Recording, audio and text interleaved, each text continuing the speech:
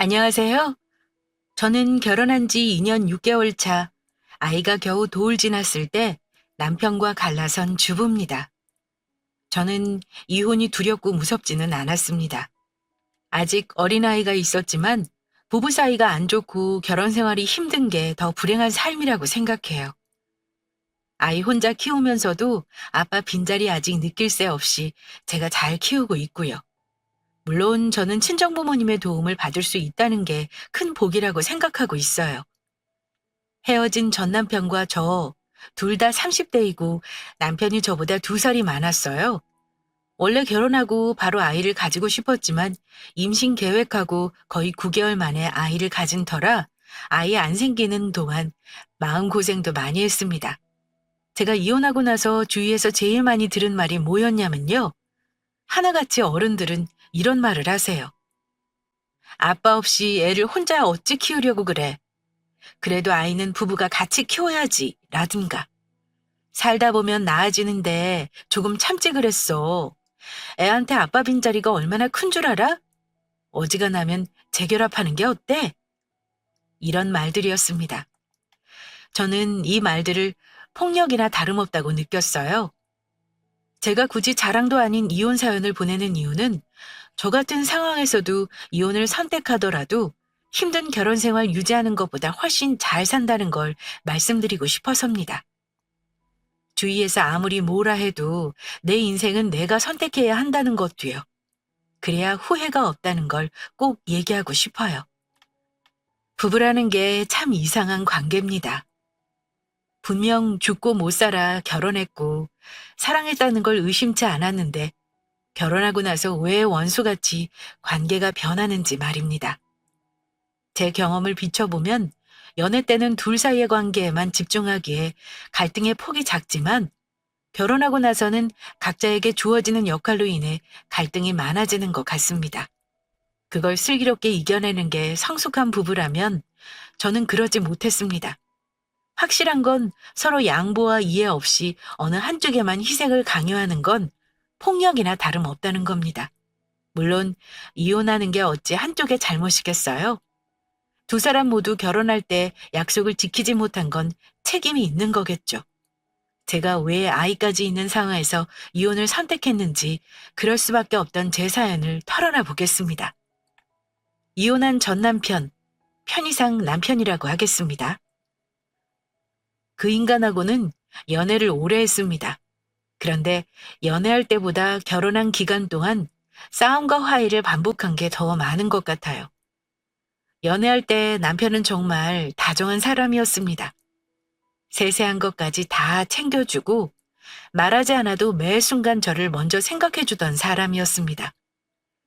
제가 결혼 전에 살도 많이 쪘었고 친정에 어려움이 있었는데 그런 고민들을 정말 잘 들어주었고 따뜻하게 보듬어주는 사람이었어요. 네, 결혼까지 결심했고요. 하지만 결혼 전 부모님이 걱정을 좀 하셨습니다. 사실 친정아빠보다는 엄마가 걱정하셨어요. 솔직히 말씀드리면 저희 친정엄마는 다정한 분이셨지만 친정아빠는 저와 그리 친한 관계는 아닙니다. 아빠는 굉장히 무뚝뚝하셨고 애정적인 면에서 엄마보다 부족한 분이셨습니다. 저희에게도 평소에는 엄하시고 다정한 말 한마디 못 해주셨고 엄마에게도 물론이었고요. 어릴 때 아빠 때문에 속상해하는 엄마를 곁에서 지켜보면서 자랐기에 그런 남자는 절대 만나지 말아야지 늘 생각하고 있었어요. 그런 아빠를 정말 이해할 수 없었고요. 물론 경제적으로는 풍족하게 해주셨기 때문에 그 점은 늘 감사한 마음입니다. 하지만 친정엄마는 무조건 다정한 남자를 만나라고 늘 강조하셨는데 제 남자친구를 보시고는 사람은 괜찮은 것 같다 하셨지만 다른 부분을 걱정하셨습니다.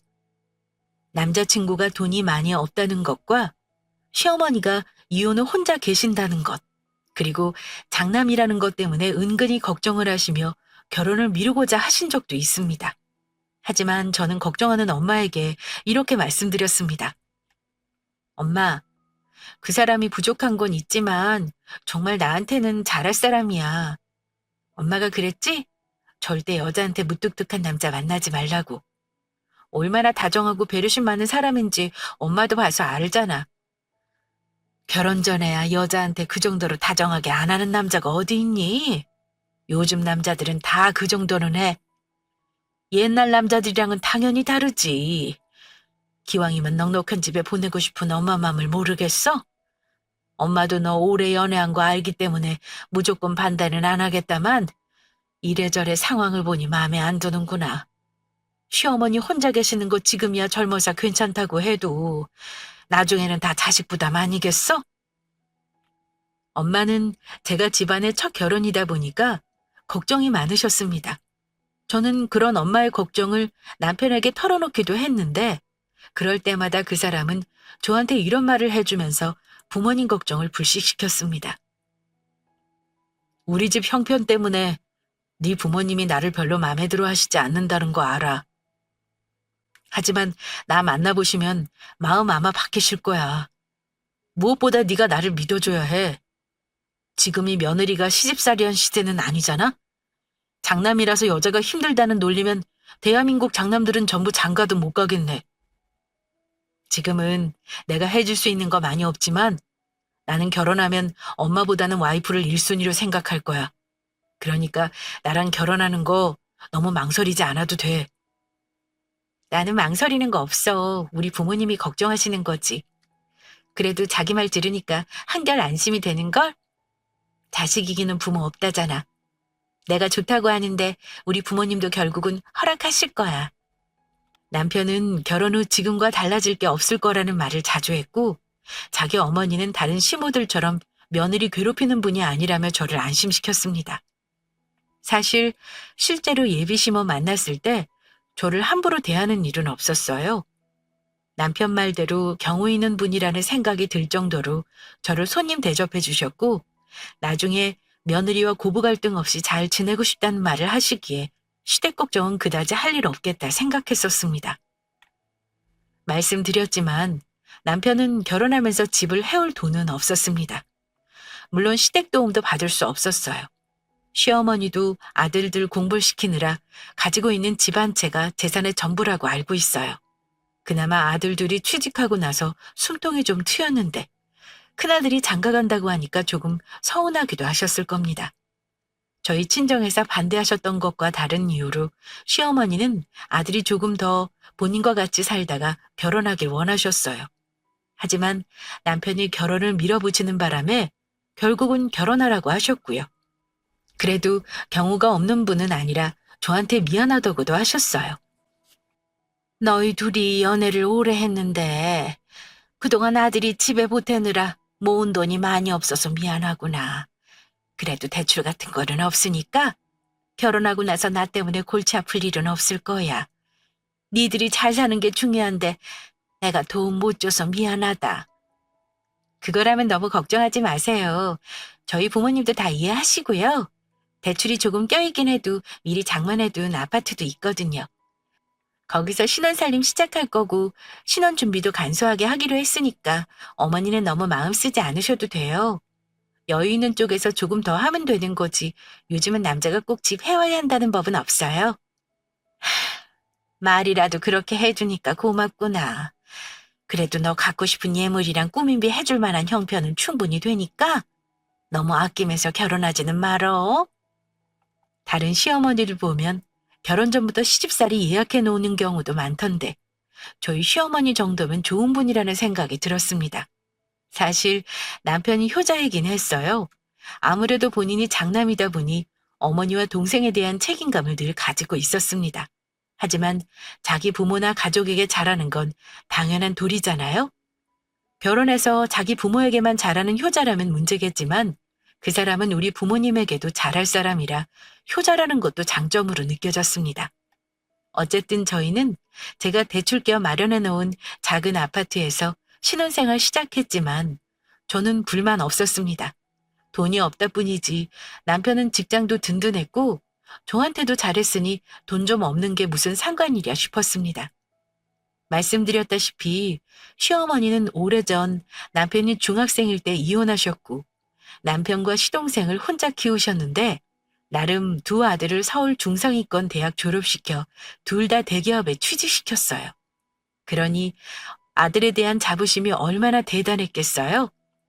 대놓고 아들들 잘났다는 소리를 안 하셨지만 재수까지 해서 서울중앙위대학 겨우 졸업한 저와 은근히 비교하신 적은 많아요. 물론 저도 어머니 혼자 힘으로 아들들 훌륭하게 키워내신 건 대단하다 생각하기에 그 정도 아들 부심은 그다지 기분 나쁘지 않게 받아들였고요. 결혼 초반에는 남편도 저에게 함부로 하지는 않았던 것 같아요. 우리 부부는 결혼하고 나서 바로 혼인신고를 하지는 않았었는데요. 제가 혼인신고를 일부러 바로 하지 않았습니다. 그 문제로 남편과 살짝 실랑이를 하기도 했는데요. 요즘 누가 바로 결혼하고 혼인신고를 해? 다들 1년은 살아보고 한다더라. 우리도 혹시 알아? 살다 보면 문제 생길 수도 있는 건데 나중에 하는 게 좋지 않겠어? 혼인신고가 별거 아닌 것 같아도 혼인신고 안 한 핑계로 여차하면 도망갈 생각을 할 수도 있는 거야. 우리는 절대 그럴 일 없으니까 혼인신고부터 해. 부부로 되어 있어야 혜택 받는 게 많은 건데 왜 그걸 포기하려 그래? 청약만 해도 그래. 특별공급 노리려면 꼭 혼인신고 해야 하는 거야. 당신 설마 이 집에서 천년만년 살 생각은 아니지? 남편은 이런 말을 하며 혼인신고를 종용하더라고요. 그리고 남편은 결혼하고 몇 개월 만에 임신을 밀어붙이더군요. 이유는 자기가 빨리 낳고 싶다나요? 그런데 우리 마음대로 아이가 쉽게 생기지는 않았습니다. 병원도 가보고 마음고생을 하다가 결혼 9개월 만에 결국 제가 임신을 하게 되었고 아이가 주고 나서는 어쩔 수 없이 혼인신고를 할 수밖에 없었습니다. 병원 문제도 그렇고 여러 가지로 서류상 남편이 있어야 하는 순간이 있더군요. 쉽기만 한 혼인신고에 비해 부부가 갈라서는 일은 뭐가 그리 어려운지 말입니다. 어쨌든 중간에 많은 일들이 있었지만 그것들은 생략하고 결론만 말하자면요. 결혼해서 9개월 만에 아이를 갖고 나서부터는 연애 시절 나타난 행동이 180도 달라졌습니다. 왜 결혼 전에 몰랐던 점들이 결혼하고 나서는 새롭게 보이는 걸까요? 다른 건 다 그렇다 쳐도 제가 남편을 정말 좋아했던 이유, 늘 저를 먼저 생각하고 배려해주던 모습을 저에게 더 이상 보여주는 사람이 아니었습니다. 물론 남편은 여전히 배려심 많고 다정한 모습들을 갖고 있는 사람이긴 했습니다. 남을 잘 챙겨주기도 하고요. 그런데 저를 제외한 자기 가족에게만 그렇더라고요. 결혼해서 저는 가장 가까운 가족이 되었음에도 남편의 배려와 챙김은 시댁 식구들에게만 해당되는 거였습니다. 정확히 말하면 제가 임신하고 우리 부부가 정식으로 혼인신고까지 마치고 나서부터는 남편은 저를 예전처럼 대하지 않았습니다. 특히 저와 친정부모를 자기 엄마 챙기듯이 잘하겠다고 했었는데 행동은 전혀 그렇지 않았어요. 저희 집은 친정도 20분 거리이고 시댁도 30분 거리로 비교적 가깝습니다. 그런데 남편은 일주일에 한 번씩은 꼭 자기 엄마 집에 가는 걸 의무로 생각하는 사람이었어요. 말이 일주일에 한 번이지. 사실 직장 다니는 사람이 주말 하루를 시댁에 전부 할애한다는 거 쉬운 일은 아니에요. 저는 친정도 그리 자주 가는 사람이 아니었는지라 시댁에 자주 가는 게 은근 스트레스였습니다. 가도 별다르게 하는 건 없긴 해요. 어머니가 차려주는 밥 먹고 반찬 챙겨주시면 가져오고 앉아서 어머니와 대화하는 게 다입니다. 하지만 그 대화가 늘 아들 자랑, 본인 자랑, 저에 대한 당부이니 그리 즐겁지만은 않았죠. 잔소리를 듣는 게 솔직히 유쾌하지만은 않은 일이잖아요. 어머니는 결혼 전에는 세상 좋은 시어머니 코스프레를 하셨지만 결혼하고 나서는 서서히 다른 집 시어머니처럼 며느리인 제게 이런저런 도리를 강요하시는 말을 했습니다. 결혼하면 남편 말 따라야 가정에 평화가 오는 거야. 나는 다른 시어머니처럼 많은 거 바라지 않아. 그저 너희들이 잘 살기만 바라니까 이런 말 하는 거야. 너희 친정부모한테는 자주 연락한다며? 왜 나한테는 먼저 연락하는 법이 없는 거니? 네 부모한테 하는 것처럼 나도 편하게 생각하고 자주 봐야지 않겠니? 둘이 잘 살기만 바란다면서 저런 말씀을 하신다는 건 뭐겠어요? 우리 친정부모 챙기는 것처럼 자기도 챙기라는 말이잖아요. 하지만 저는 결혼해서 어머니 댁에 오는 것처럼 자주 친정을 가지도 않거니와 전화를 자주 하는 스타일도 아니었습니다. 어머니, 저 엄마한테 일 있을 때나 전화하지 자주 전화 안 해요. 남편이 뭘 듣고 그런 말 했는지 모르겠지만 제 성격이 원래 이런걸요. 가까이 살면서 자주 왔다 갔다 하는데 무슨 할 말이 많아서 전화를 자주 하라 그러세요? 그냥 지금처럼 할게요. 저는 최대한 어머니 기분 나쁘지 않게 말씀드린 건데 어머니는 제가 하는 말이 또 서운하셨나 봐요. 시어머니한테 연락하기 싫다는 말로 남편에게 말을 전해서는 결국 부부싸움까지 한 적도 있습니다. 제가 결혼하고 나서 1년이 넘게 시댁에 일주일에 한두 번을 갔는데 남편은 저에게 이렇게 말을 했습니다. 네가 우리 엄마네 가서 밥이나 얻어먹고 반찬만 얻어오지 하는 게 뭐 있냐? 심지어 자기 주변에 결혼한 여자들은 전부 시댁에 일주일에 한 번은 기본으로 간다고 합니다. 그러면서 저더러 못됐다고 하는 겁니다. 기가 막혔죠. 그때는 저도 화가 나서 남편에게 그랬습니다. 그러는 당신은 우리 부모님 집에 한 번이라도 먼저 가자고 한 적 있어? 맨날 자기 집에 가자는 소리하고 좋은 거 있으면 어머니만 챙기면서 나한테 그런 말 하면 안 되지. 이럴 거면 각자 자기 부모는 자기가 챙기자. 나한테 가자는 말 하지 마. 남편은 싸우면 입을 다무는 편입니다. 늘 제가 먼저 말을 거는 편이고 제가 말을 먼저 걸지 않으면 그 사람은 일주일이건 이주일이건 입을 다물어 버리는 타입이에요. 남편과 다투고 나서 저는 임신을 핑계로 매주 가던 시댁을 발길을 하지 않았습니다. 어머니가 물론 연락 와서 안 오냐고 하셨죠. 그때 거짓말하기 싫어서 남편이랑 싸운 거 다 말했어요. 저는 시어머니가 당연히 남편 역성을 들 거라고 생각했죠. 그런데 막상 솔직하게 다 말하고 나니까 어머니가 이러시는 겁니다. 임신한 몸으로 오라가라 하는 거 나도 마음이 편치는 않았다. 내가 현수는 잘 얘기할 테니까 싸우고 그러지 마. 내가 언제 억지로 오라고 하든 나도 그런 건 싫다. 앞으로 너 몸 힘들면 억지로 올 거 없어. 마음 내킬 때 오너라. 그래도 그 싸움으로 일주일에 한 번씩 시댁에 가던 거 안 가게 되었고요. 제가 안 가도 남편이 줄기차게 가긴 했습니다. 그런데 그 후로 변한 게 있다면 남편은 아예 노골적으로 자기 식구만 유난스레 챙기기 시작했다는 거예요. 남편은 자기 가족 생일이나 명절이 다가오면 한 달 전부터 사전 예고까지 해가며 저더러 기억하라고 합니다. 사회생활하고 여자친구도 있는 시동생 생일을 형수가 챙길 게 뭐가 있겠어요? 그냥 가족끼리 밥 한 번 먹고 생일 축하한다고 하면 되는 거 아닌가요? 어머니 생신도 별다를 거 없죠. 식사하고 용돈 드리면 되는 거고요. 어버이날도 그렇고 모든 가족 행사라는 게 그런 거잖아요? 그런데 남편은 제가 시댁을 챙기는 게 진심 같지 않아 보이고 억지로 하는 것 같다며 못마땅해 했습니다. 다른 일로 싸우다가도 남편은 이런 말을 하곤 했습니다. 네가 우리 가족들 생일 챙기는 것만 봐도 알아. 매번 내가 말해야지 억지로 겨우 준비하고 한 번도 당신 나서서 먼저 챙긴 적이 없잖아. 저는 그런 말을 들으면 솔직히 기가 막혔어요. 조더러는 자기 식구를 진심으로 챙기지 않는다며 나무라는 남편 역시 제 친정에게 그리 잘하지는 않았기 때문입니다. 그러는 당신은 우리 친정 가족들 한 번이라도 먼저 챙긴 적 있어? 내가 미리 말해도 당신은 우리 부모님한테 전화 한 통 안 하는 사람이잖아. 나는 전화도 드리고 같이 식사도 하고 봉투에 정성껏 돈도 넣어드려. 이것보다 더 어떻게 해야 진심인 건데? 시댁이랑 처가랑 같냐? 너는 어쨌든 나한테 시집 왔잖아. 그럼 우리 식구랑 잘 지내는 걸 더 신경 써야지. 남편은 이러면서 저의 입장을 이해하지 못하는 모습을 보였습니다. 그러다가 제가 임신 중반쯤 시어머니가 환갑생신을 맞으신 적이 있었는데요. 남편이 한참 전부터 노래를 부른 것도 있었지만 저 역시 시어머니 환갑생신을 챙겨드리려고 신경을 나름 많이 썼습니다. 꽃바구니에 음식점 예약에 케이크, 편지, 용돈 등등은 당연했고요. 잔치까지는 아니어도 친정분들 모시고 섭섭지 않게 대접했어요. 어머니도 굉장히 만족하셨고요. 그런데 몇 달 뒤 저희 아빠 생신이 다가왔을 때 생신을 앞두고 남편과 다른 일로 크게 다툰 일이 있었습니다. 물론 싸우기 며칠 전 남편에게 아빠 생신을 당연히 미리 말했었고요.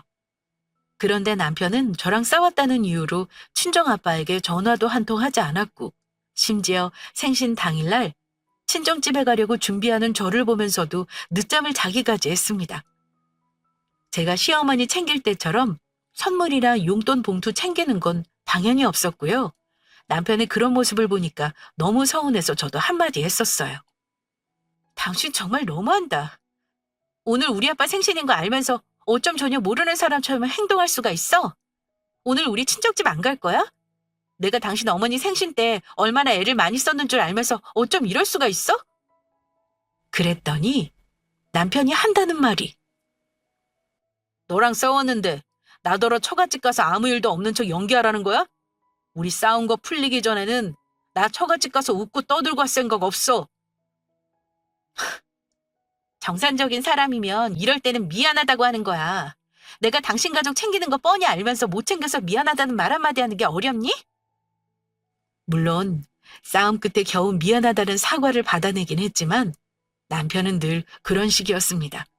저는 며느리이기 때문에 시댁 식구들 아무리 챙기고 난리쳐봐야 잘하는 며느리란 소리 잘 못 듣습니다. 하지만 친정에서는 사위가 생신날 전화 없어도 전혀 개의치 않으세요. 사위라고 예뻐만 해주시고요. 그런데도 저더러 결혼했으니 시댁이 먼저라는 남편의 태도가 너무 얄밉고 괘씸했습니다. 이것 말고도 남편이 결혼 전과 달리 자기 식구만 유난스레 챙기고 저 서운하게 한 거 많아요. 저는 남편이랑 싸우는 게 싫었기 때문에 대부분은 남편이 하자는 뜻에 맞춰주는 편이었지만 남편이 막상 우리 가족한테 소홀히 하는 거 보니까 기분이 좋지만은 않았습니다. 게다가 아이를 낳고 나니 연애 때의 다정한 남편은 어디로 갔는지 모르겠더군요. 그야말로 다른 사람처럼 돌변했다 싶었습니다. 남편은 제가 결혼 상대로 피하고 싶었던 신랑감의 모습과 많이 닮아 있었습니다. 세상 무뚝뚝하고 자기 가족만 챙기는 이기적인 모습을 가진 남편의 모습이었어요. 연애할 때는 세상 이렇게 다정한 남자가 없을 것 같았는데 그때는 이상하게도 제가 미워했던 친정아빠가 겹쳐 보이더라고요. 아빠 때문에 외롭고 힘들었을 엄마 마음이 이해가 되면서 너무 슬프고 힘들었습니다. 그래도 친정아빠가 제 남편만큼 경우 없이 하신 분은 아니었기에 더 결혼이 후회되더라고요. 그러다가 제가 이혼을 본격적으로 고민했던 건 아이를 낳고 나서 남편이 제게 보였던 오만불선한 행동 때문이었습니다. 남편은 산후조리가 비싸다면서 조리원에 일주일만 있으라고 했었어요. 그거 알고서 친정엄마가 놀라시며 저한테 이러셨습니다. 첫애 낳고 산후조리가 얼마나 중요한데 최서방은 그런 소리를 한다니? 그럴 거 없어. 엄마가 돈 보태줄 테니까 무조건 2주는 조리해라. 집에 오면 다른 건 엄마가 도와줄게. 엄마는 그때 저와 남편 사이가 그리 좋지 않다는 걸 눈치채신 것 같았습니다. 산후조리 마치고 집에 왔는데 친정엄마가 당분간 같이 지내면서 아이도 봐주셨고 저를 도와주셨어요. 아무래도 바로 집안 살림을 하긴 힘드니까요. 시어머니도 손주를 보시겠다며 가끔 오시긴 했지만 두 분이 그리 가깝게 지내지는 않으셨어요. 어머니는 손주를 예뻐하시면서도 저희 집에 오셔서 엄마에게 커피 내오라, 뭐 해먹자 하시며 손님 대접을 받으려고 하셨습니다. 엄마가 돈 받고 와 계시는 것도 아닌데 마치 일하는 파출부처럼 아기 목욕을 어찌 시키라는 둥 천기저귀로 하는 게 좋겠다는 둥 잔소리를 하셨고요. 게다가 남편은 더 얄미운 것이 엄마가 해주는 밥만 먹고 고맙다는 말도 없이 맨날 미역국을 먹어서 질린다는 어처구니 없는 말을 하더라고요. 그 소리 듣고서도 엄마는 저녁 때는 다른 반찬을 해주겠다며 쩔쩔매는 소리를 하셨고요. 저는 엄마만 아니었으면 그 미역국을 남편 얼굴에 엎어버리고 싶은 심정이었습니다. 엄마는 아기 100일이 다 될 때까지 친정집과 우리 집을 오가면서 고생을 많이 하셨어요. 저는 엄마한테 너무 고맙고 죄송한 마음에 용돈을 따로 챙겨드렸습니다. 물론 제가 따로 모으는 돈이 있긴 했어요. 하지만 남편도 알아야 하는 게 맞다고 판단한 저는 우리 공동 생활비에서 챙겨드린다고 미리 말을 했어요. 그런데 그걸 안 남편이 집에 와서 저한테 엄청 화를 내는 겁니다. 아니, 자식이 애 낳아서 조리 좀 해줬다고 장모님은 돈을 달라셔? 당신 같으면 딸이 애 낳고 잠깐 봐준 거 가지고 돈 받아 먹을 거야? 당신 휴직하면 내 수입만으로 생활해야 하는데 돈백을 마음대로 줘버리면 어쩌자는 거야. 그냥 50만 드려. 뭐? 50? 우리 엄마가 몇 달을 고생했는데 지금 돈이 아까워서 이래? 그동안 당신이 시어머니 용돈 드리고 여행 보내드린 거 이래저래 합치면 이거 1,000만 원은 넘게 썼어. 근데 어쩜 그 돈을 아까워서 절반을 주라고 할 수가 있어? 당신 결혼 전에 나한테 한 말 기억 안 나나 봐? 어쩜 사람이 변해도 이렇게 변할 수가 있니? 당신 부모만 부모고 고생한 우리 엄마는 안중에도 없을 수가 있어? 만약 제가 남편 입장이었다면 고생한 어머니에게 더 드리라고 하면 했지 깎아주라고는 안 했을 것 같아요. 그 일로 너무 서운했던 저는 남편과의 결혼 생활을 진지하게 다시 고민하기 시작했습니다. 아이가 있으면 이혼이 어렵고 참고 사는 게 아이를 위하는 길이라고 하지만 저는 그렇게 생각하지 않아요. 일단 제가 행복해야 아이도 행복하고 가정이 행복하다고 생각합니다. 남편과 계속 이런 관계라면 앞으로 30년이 넘을지 모르는 결혼 생활을 잘 해나갈 자신이 없었습니다. 일단 아이 키우는 게 힘들다 보니 그런 일이 있고도 어찌어찌 살아는 지더군요. 하지만 저는 틈틈이 남편과 최악의 상황이 올 경우를 준비해 놓았습니다. 미리 법률적인 부분도 알아놓았고 이혼 절차도 숙지해 놓았어요. 여차하면 아이를 데리고 언제든지 이혼할 수 있게 금전적으로도 준비해 놓았습니다. 사실 이혼하면 불리한 건 제가 아니라 오히려 남편 쪽이긴 해요. 왜냐면 집도 결혼 전부터 저의 명의였고 결혼 비용 아껴 비상금으로 모아놓은 돈도 꽤나 있었으니까요. 아기 키우면서 행복한 순간도 있었지만 남편 때문에 간간히 싸우는 게 늘어가면서 서로 이해를 못해 괴로운 시간이 점점 축적되어 갔습니다. 그러다가 결정적인 일이 아이 도울 무렵 일어났습니다. 그 무렵 갑자기 시동생이 결혼을 하겠다며 예비동서를 데리고 온 적이 있었어요. 남편과 제가 결혼한 지 갓 2년 지났을 때라 시어머니가 결혼을 도와줄 수 있는 형편도 아니었는데 시동생은 혼전 임신으로 결혼을 미룰 수가 없는 상황이었습니다. 그런데 문제가 있었어요. 시동생은 집을 마련할 돈이 충분치 않았고 예비동서는 형편이 더 좋지 않다고 했습니다. 저는 집이 있으니 결혼까지 했지만 시동생은 임신은 했지 돈은 없지 막막한 상황인 듯 했어요.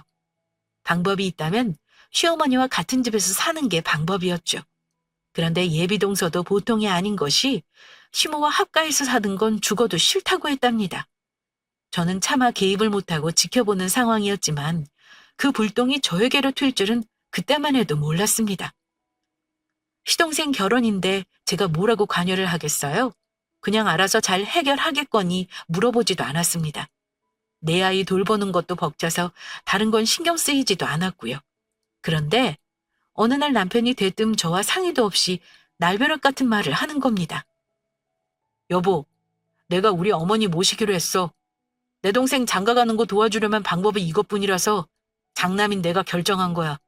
어머니 오시면 우리 애도 봐주실 테니 여러모로 우리가 좋은 게 많을 거야. 당신도 내 뜻에 따라줘. 난데없이 어머니를 우리 집으로 모시고 오겠다는 말에 놀랄 수밖에 없었습니다. 대한민국 며느리 중에 흔쾌히 시어머니를 모시겠다고 하는 며느리가 과연 몇이나 있을까요? 물론 저희 어머니가 고약한 시어머니는 아니었고 적당히 아들 부심만 있는 분이긴 했지만 갑자기 어머니와 같이 산다는 건 제가 원하는 게 아니었습니다.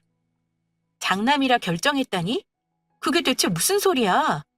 내 의견은 어쩌고? 당신의 가족들끼리만 결정하면 내가 따라야 하는 거야? 난 싫어. 아직 아기도 어리고 어머니도 젊은데 왜 굳이 모신다는 거야? 동생이 결혼을 해야 하는데 어쩌겠냐? 재수 씨는 죽어도 어머니랑 같이 못 산대잖아. 둘이 자리 잡을 때까지는 그 집에서 살게 해줘야지. 그럼 당연히 우리 어머니는 내가 모시는 게 맞아. 우리 엄마가 지금 상황에서 다른 데 집 얻을 돈도 없어. 당신도 알잖아. 내가 장남이니까 언젠가는 모신다고 생각하고 있었을 거 아니야. 당신도 그동안 편하게 살았으면 이제는 며느리돌이 해. 며느리돌이 하라는 남편 말을 들으니 마치 뒤통수를 얻어맞은 듯한 느낌이 들었습니다. 며느리돌이? 웃기는 소리 하지 마. 당신 이제 보니 정말 못된 사람이네. 당신 동생도 웃겨. 시어머니 집 내주는 거 고마운 줄 알고 어머니랑 같이 살 생각 안 하고 우리한테 어머니를 모시라고 해? 나는 절대 안 모셔. 여기 내 명의로 된 내 집인데 당신이 무슨 권리로 밀고 들어와 산다는 거야? 개소리 하지 말고 어머니랑 그렇게 같이 살고 싶으면 내 명의로 된 내 집에서 살게. 당신이 땡빚이라도 내서 집 얻어서 같이 살아. 나는 당신이랑 더 이상 살기 싫으니까 우리 이혼해.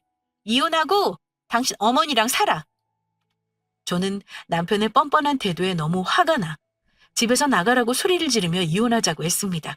그랬더니 그 비열한 인간이 이제야 우리 아이를 방패 삼아 저를 협박하는 겁니다. 이혼? 이혼이 네 맘대로 되는 줄 알아? 우리 애는 어쩔 건데? 너 우리 애를 아빠도 모르는 근본 없는 애로 키우고 싶냐? 너야말로 개소리 하지 말고 내 말대로 해. 어머니는 내가 모시고 올 거야. 이미 어머니랑 동생이랑 얘기 다 끝난 거니까 초치지 마. 내가 애 있다고 이혼 무서워할 줄 알았어? 나는 애가 있건 없건 당신같이 이기적인 사람하고는 더 이상 같이 살 생각이 없어. 긴 말할 거 없고 내 집에서 당장 집 챙겨서 나가지 그래? 내가 당신 엄마한테 전화해서 전부 얘기할까? 나는 어머니 모실 생각 없고 그럴 거면 이혼하겠다고 말이야. 그러기 전에 당장 나가. 너 우리 엄마한테 말 한마디만 해봐. 말해도 내가 할 거니까 입도 뻥긋하지 마. 우리 지우, 아빠 없는 애 만들고 싶으면 어디 맘대로 해봐. 이혼하면 나는 애한테 신경 하나도 안 쓸 거니까 그런 줄이나 알아. 당신 지금 나 협박하냐? 다시 말하지만 당신이 아빠 노릇 안 한다고 해서 내가 무서워할 거라고 착각하지 마. 우리 지우도 너 같은 아빠 필요 없어.